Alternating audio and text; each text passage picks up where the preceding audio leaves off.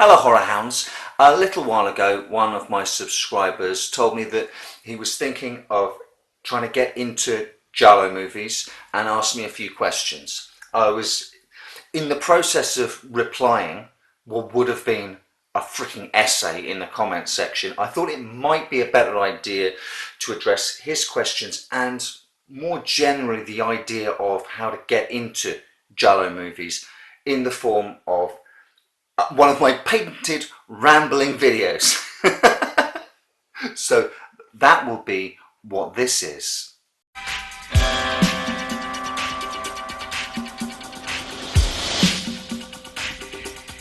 The subscriber's name, by the way, is Wes. That's his channel.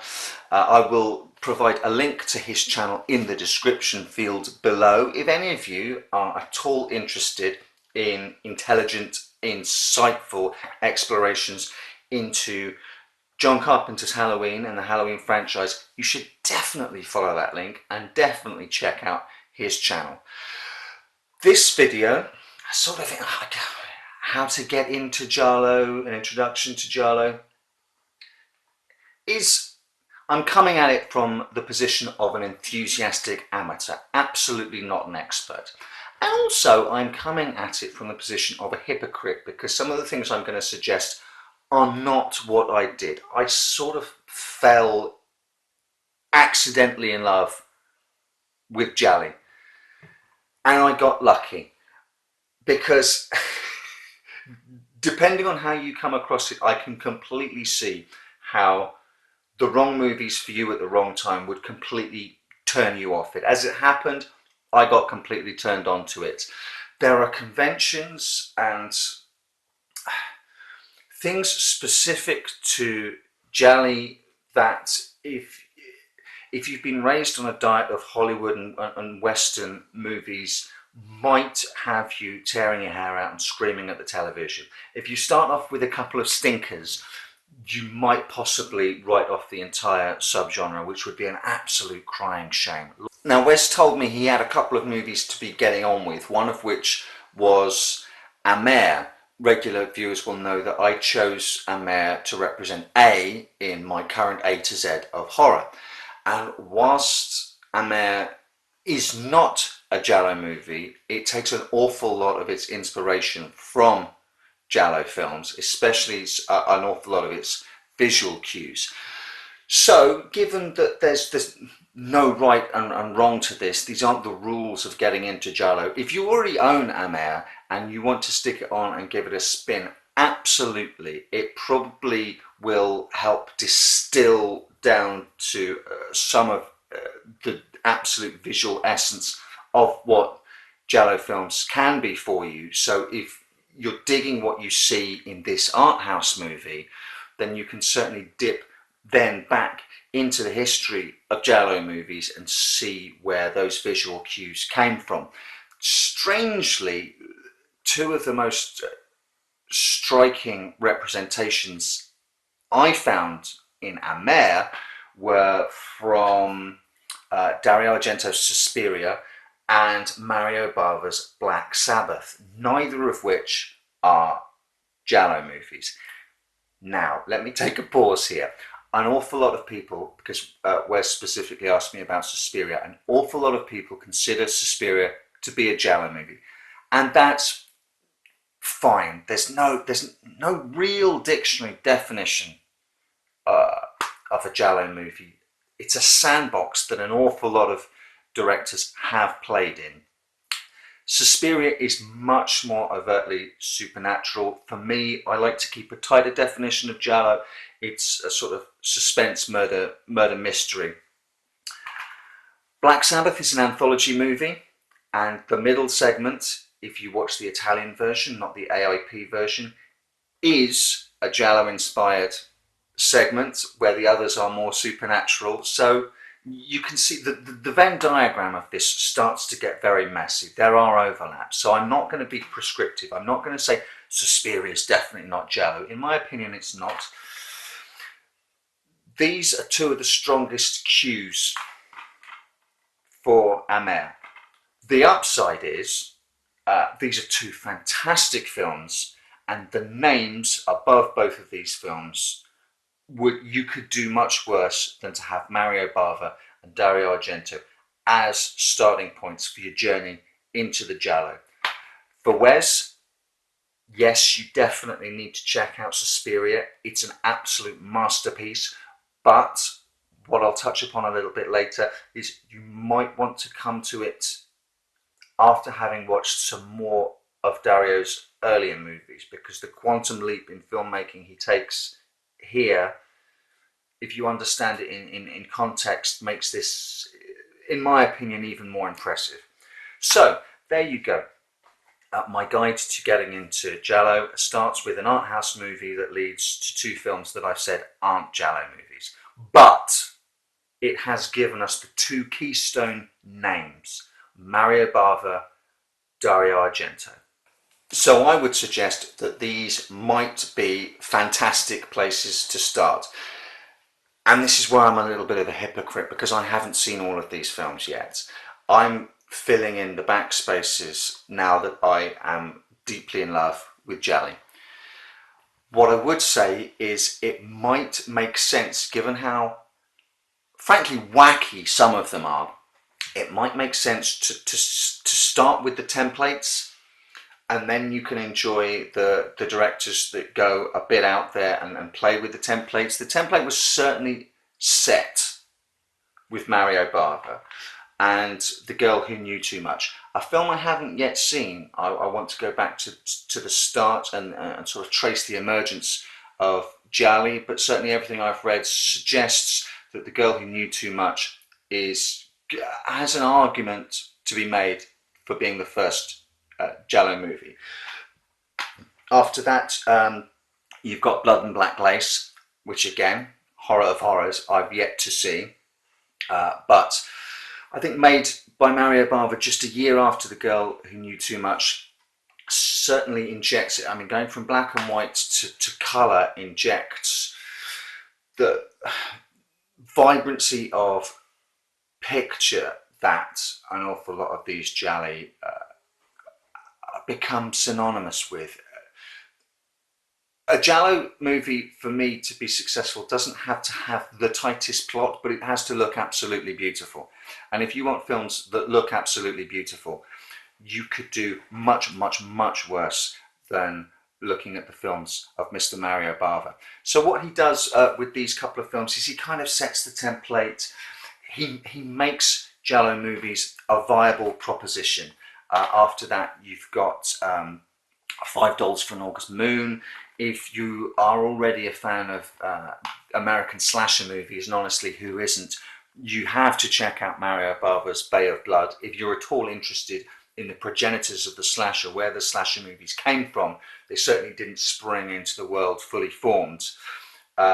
You would do a lot worse than checking out Bay of Blood. So what Mario Bava set up, Dario Argento absolutely knocked out of the park. He took Giallo to the absolute next level. A vital movie in the canon is his first movie, The Bird with the Crystal Plumage. Here is a filmmaker that does blast onto the scene, practically fully formed. Everything that's in his subsequent movies, and he really sort of nailed down the direction of Giallo for probably 10 years to come with this. So many imitators. The Bird with the Crystal Plumage, you would have to check out. A little while ago I reviewed Dario Argento's filmography in order, and to be perfectly honest, I think there's value to that. If you want to get into this type of filmmaking, you can really learn along with Argento. If you don't want to do all of them, if you just want to focus on the Giallo, you have to watch Bird with the Crystal Plumage. You could perhaps skip Cat o' Nine Tails. I'd say definitely watch Four Flies in Grey Velvet. With those three movies, you get him setting his rules, setting his stall out, playing with it. By that point, he thought he had said everything he could possibly say about Giallo, as it turns out, he was wrong, because after a little foray into sort of period comedy that wasn't successful for him, he came back to the fold with Deep Red, Profondo Rosso. Now, whereas you asked, you'd heard that Suspiria was the granddaddy of all Giallo movies. No, the smart money is Profondo Rosso. It's a true Giallo. It is absolute freaking perfection. It is an inspiration in certain regards. Certainly, the Goblin's score, to say the very least, to Halloween. I know that this was inspired by Blow Up, which I've yet to see. So that's another little piece of the puzzle I need to track back and watch. And I think Blow Up and this also inspired Blow Out with John Travolta and Nancy Allen. So I'm going to have to move forward. I'm going to have to watch the two Blow movies at some point. Once you've checked out Profondo Rosso, a little bit later on in his career, he gets a little bit metatextual with the whole thing and produces Tenebrae, an absolute peerless work of art, but one which is so, to me, darkly humorous, because it is commentating on not just his previous work, but criticisms of his previous work, and also the slew of directors who essentially ripped off the success of The Bird with the Crystal Plumage. So Tenebrae is vicious, nasty. It's so good, but an awful lot of my enjoyment comes from the context of it and the fact that I view it as a commentary on his imitators and his critics. And there's a lot of self-deprecation in there from Argento as well. Argento has a very dry sense of humour. And I know this is going to sound weird, but I think Tenebrae is pretty hilarious, but slyly hilarious. That's why I'm suggesting watching the building block, the foundation movies first, before moving out into the wider, wacky world of Giallo, which, once you understand the visual flair, the focus on extravagant murder set pieces, sometimes twisty-turny plots, more often than not with the imitators, plots that don't necessarily have to make sense. Crazy Scooby-Doo-like murderer reveals at the end, where you've got so much exposition packed into the last 5 minutes of the movie. For me, that is part of the joy of it.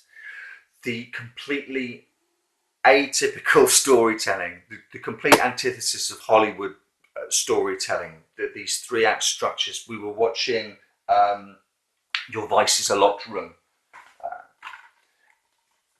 and only I have the key. Your Vice is a Locked Room and only I have the key.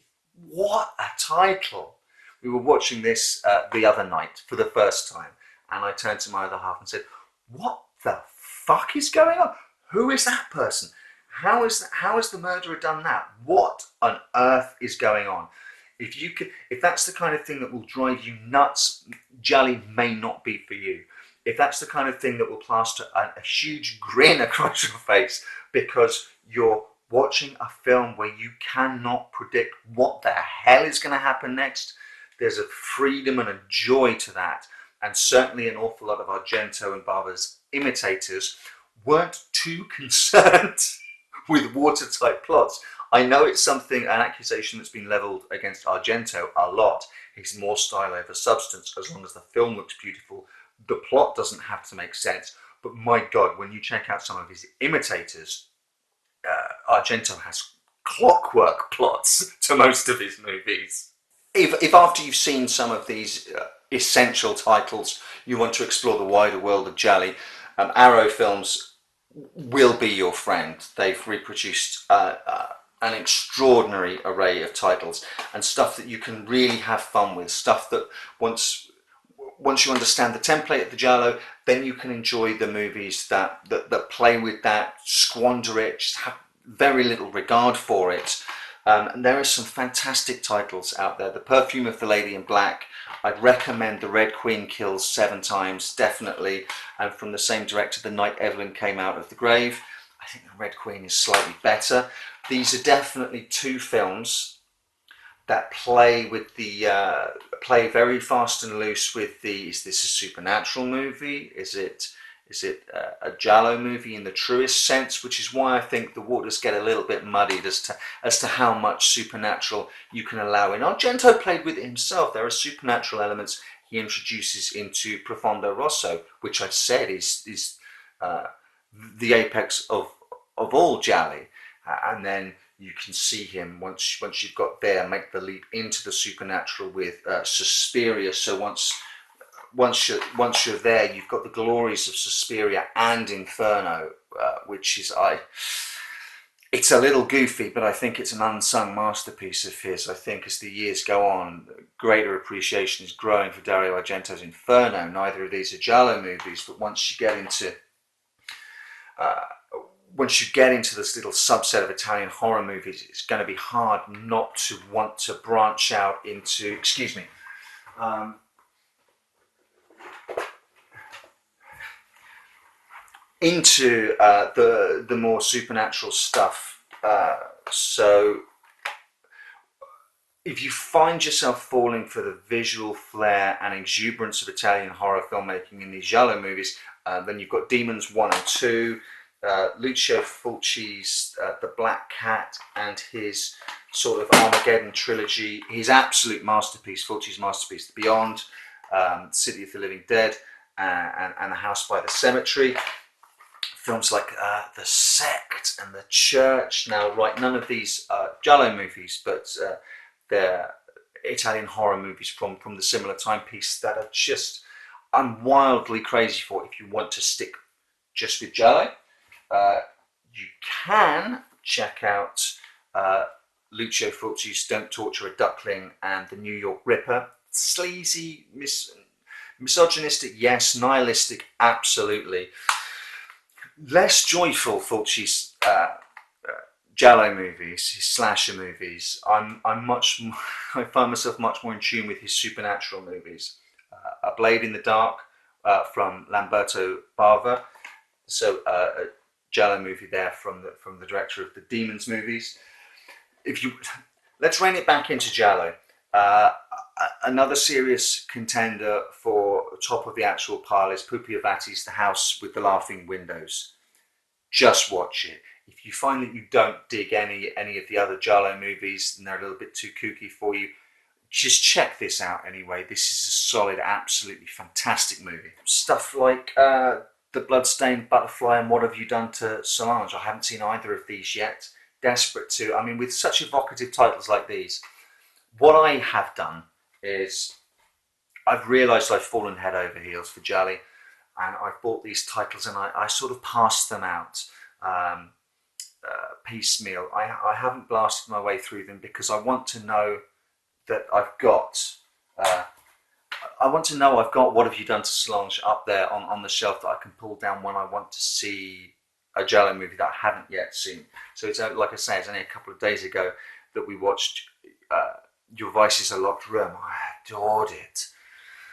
And to bring things full circle, if after all that you find that you're absolutely in love with it, whereas if you're starting with Amer, the directorial partnership that made Amer have made another Giallo-inspired movie, The Strange Colour of Your Body's Tears, a perfect Giallo title. As soon as I saw Amer, I ordered this. I hope you have fun with it. There is no wrong way. If you want to just dive in, just dive in. It's a tentative suggestion to start with Bava and Argento and then spread out to the more playful, more lurid, slightly loose around the edges ones. But if you can get on board that these aren't 3-act Hollywood movies, if you can get on board with the ridiculousness of some of the revelations of the killers, if you can treat them like operatic Scooby-Doo episodes that lead us from Psycho to the slasher boom of the 80s, where really only the Italians could have made such exuberant, fulsome, beautiful to look at, bloody sexy, sexist, definitely of their time, some of them, movies. This is a subgenre that you can have so much fun with. Everyone's playing in this sandbox, and that sense of fun, except maybe in the case of the New York Ripper, does come through the screen. So I wish you well on your journey into Giallo. So if there was one piece of advice, perhaps start with Bava and Argento, but be mindful that if you do follow that piece of advice, you are starting with the high bars. And then, so something like The House with the Laughing Windows, I think sits with Bava and Argento quite happily. The rest of them are going to be B and C level movies. Some of them are going to be D and E level movies. But there's so much there to enjoy. We were sat watching Your Vice, and I was just thinking, this looks beautiful. By halfway through, I was going, what the fuck is going on? But as ever, once I'm sucked into a gorgeous looking Giallo movie, I've got a grin on my face, and I don't care whether the resolution makes sense or not. I don't really care whether it's that satisfying or not. It's a subgenre that I hope more and more and more horror fans come to. There's more fun and more imagination and more crazy antics going on in this little subgenre than there are in pretty much any other subgenre I've ever seen in horror or anywhere else. Give it a go. Dip your toe into Giallo, and if you like it, the lake you can swim out into is glorious. I've rambled too long now. Ciao, Bella.